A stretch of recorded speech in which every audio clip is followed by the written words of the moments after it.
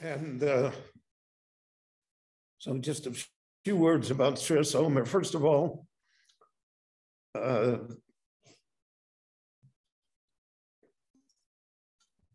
the count of the days between Pesach and Shavuot.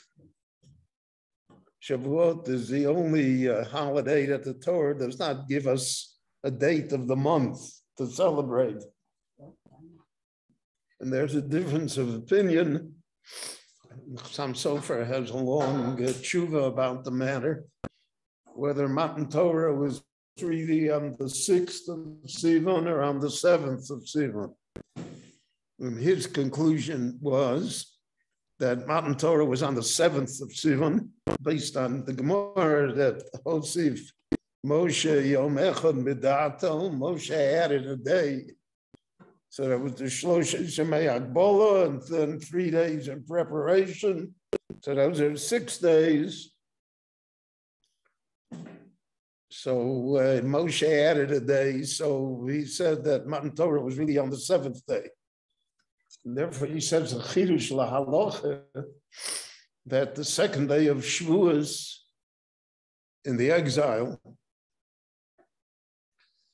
is more chomur than the ordinarily Yom Tov Sheni Shel Golius. Yom Tov Sheni Shel Golius is because of Minig Avaseinu B'Yodeinu. It's our custom. It's a rabbinic decree. But he says that the 2nd day of Shavuos, since it is the 7th day of Sivan, and that's the actual day upon which the Torah was granted to us, so therefore it has a greater stringency. And therefore many of the kulos, many of the leniencies which are allowed on the 8th day of Pesach, Achron Shel Pesach, or on Simchat Torah, which are the additional days to the other Yom Tovim, should not be allowed on the 2nd day of Shavuot. It's a famous concept that he explained. The 2nd day of Shavuot is the yahrzeit of David HaMelech. And so that also was commemorated. So Shavuot took on a different, it's not based on a date, it's based on Pesach. And the Meforshim all say that there really should be no 2nd day of Shavuot, because Shavuot is the 50th day after the first day of Pesach. And by the 50th day, everybody in the Golan knew what day it was that the holiday occurred. But that because of low plug, they didn't want to make a difference if they said that the 2nd day of Shavuot doesn't exist because we know exactly what day it is. So then they would say it on the other 2 days as well, the other 2 Yom Tovim. So therefore, they instituted the 2nd day regarding Shavuot as well. And I think that that's why the Chassam Sofer goes to such lengths to justify the 2nd day of Shavuot, because of the fact that you can't rely on the fact that simply they didn't know, and therefore out of Suffolk they added the day. So in any event, we count 50 days, 49 days, 7 weeks between Pesach and Shavuot. And the Torah gave us a mitzvah, Sfartim Lachem. We should count the days. And we do so every Maariv. And there are a number of questions that are raised here. First of all, why do we make a bracha? Usually you make a bracha on an action. You don't make a bracha on something that you think. For instance, On Sipur Yitzias Mitzrayim, there's no bracha. We make the bracha al achilas matzah, on Moror, on the 4 cups of wine. We don't make the bracha shekichon mitzvah tzivanu that we should be misaprid with Mitzrayim, even though that's the mitzvah of the night. So most of Forshim say because on a matter of thought, we don't make brachas. We make brachas on action, so to speak, and what a person does. On the Tilas Lulav, it was a shaila whether you make a bracha, what's the bracha on shofar? So we make the bracha, Ishmoa kol shofar. But there are many Rishonim that hold that you have to make the bracha litkoa, to blow the shofar, because blowing the shofar is the action. Lishmoa is a passive thing. So even though you may be yetzer a mitzvah with merely hearing it, with the passive act of hearing it, nevertheless, you're not doing anything. And if you're not doing anything, then what kind of bracha do you make? How do you make a bracha lishmoa, to hear? And we find that, for instance, by Megillah, where the mitzvah is to hear the Megillah, but the bracha is al mikro Megillah. Not lishmoa es Megillah, but to read the Megillah, the actual act of saying it. So that's one issue that is discussed, why we make the bracha al sfira sa'omer. And from that, there arose the question, Rabbi Dratch mentioned it in one of his shiurim over Shabbos, of Shomei Kaona, Hirur Kedibur, are you Yetzer Sfira Somer by hearing it or by thinking about it? Or do you actually have to verbalize it? If we say that you actually have to verbalize it, so then we can understand the bracha more, because then it's like a mikro Megillah, and it's not like the Lishmoa kol shofar. But there's a second problem that's involved here, and that is the problem of this Sfeika Yoma. What day is it? If we say we're not sure what day it was Pesach, so Pesach either was Shabbos or Sunday. So how can you make the bracha? How can you be certain? Why don't we say Ayom Yom Echad, Ayom Yom Sheni? Out of Suffolk, which day it is. So on this, there are also many halachic responses, many interesting views. I think the one that is probably the simplest and the most correct is that when you count days, you can't count maybe.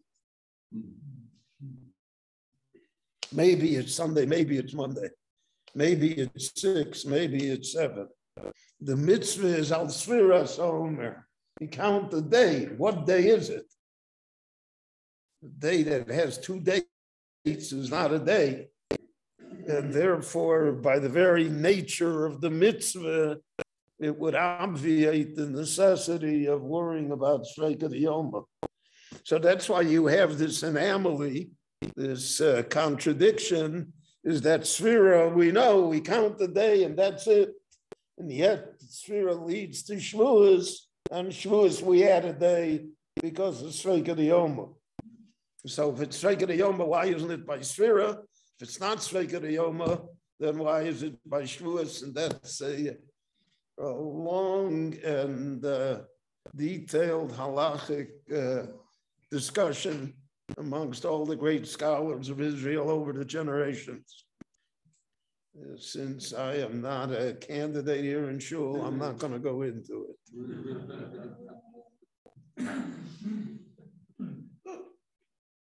Now, the Gemara added a layer to Sfira, aside from the mitzvah, which is all the Torah talks about. Torah talks about the mitzvah of counting the Omer and bringing the korban. No Beis Hamikdash, so we don't bring the korban, so we're left with the mitzvah.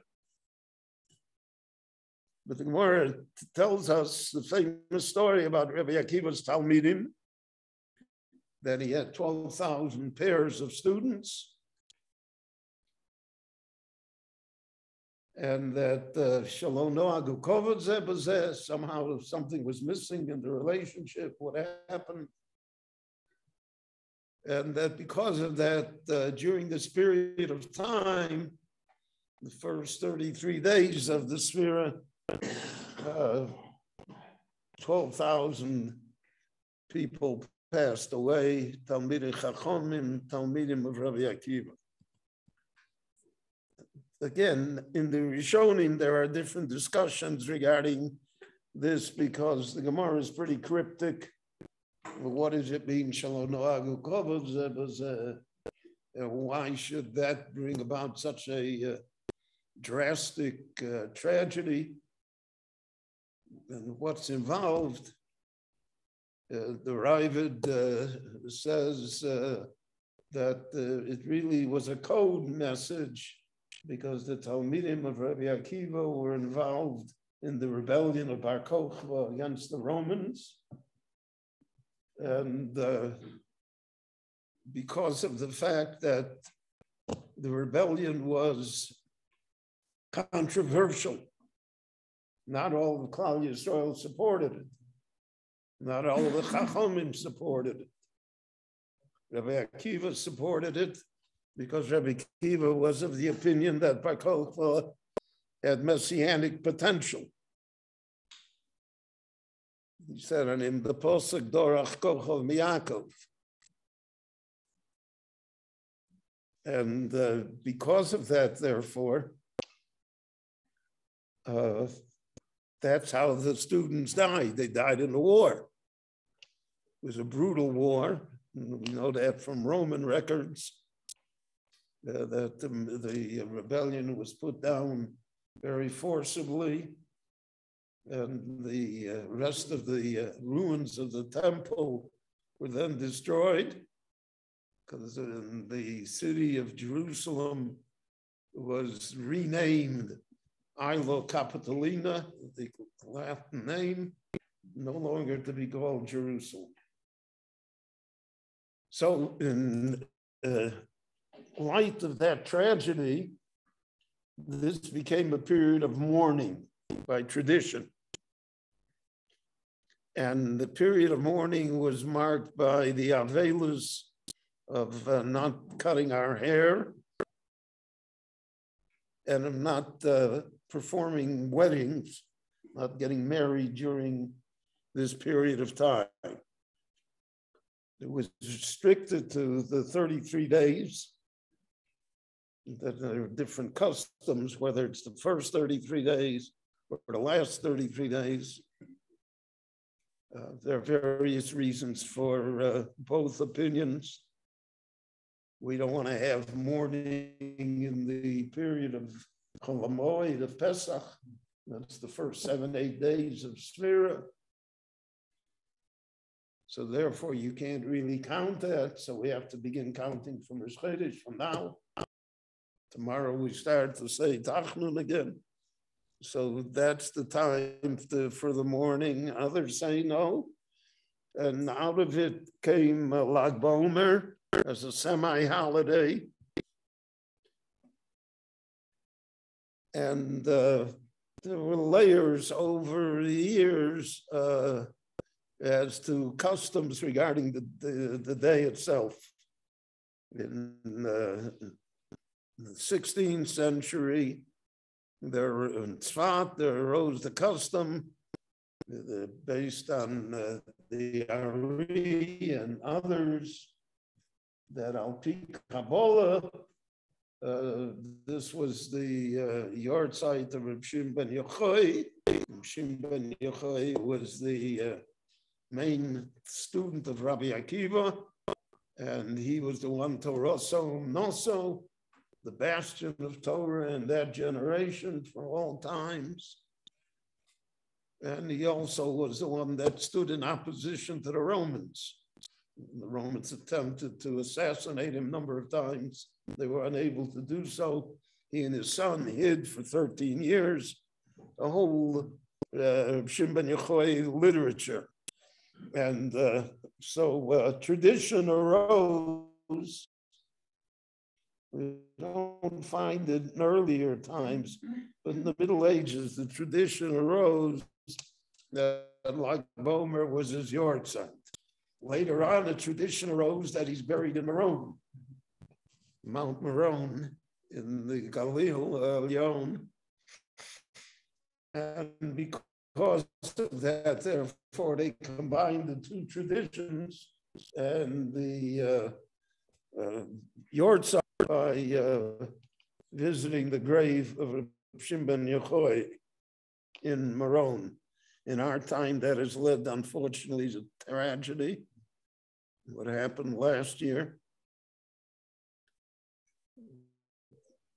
But those customs remained. So Sfira is laden with customs. In the Middle Ages, the Crusades took place in Europe during the time of Sfira.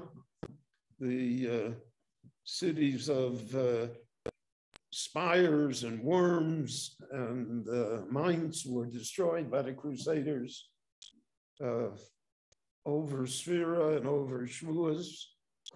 So that added to the mourning.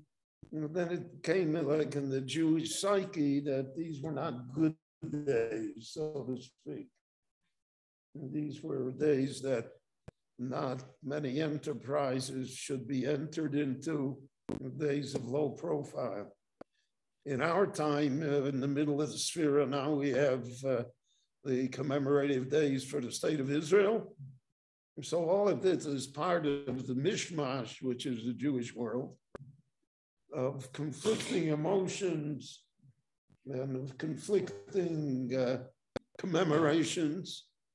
And nevertheless, they all have to exist side by side, and they all have validity, and they're all worthy of observance. Rabbi Hanania ben Akash Omer Rotza HaKadosh Baruch Hu L'Zakov Tzitz Yisrael V'ficha Chibur Lahem Torah Mitzvot Shenemar Adonai Chafetz Man Tzidko Yagdil Torah V'Yagdil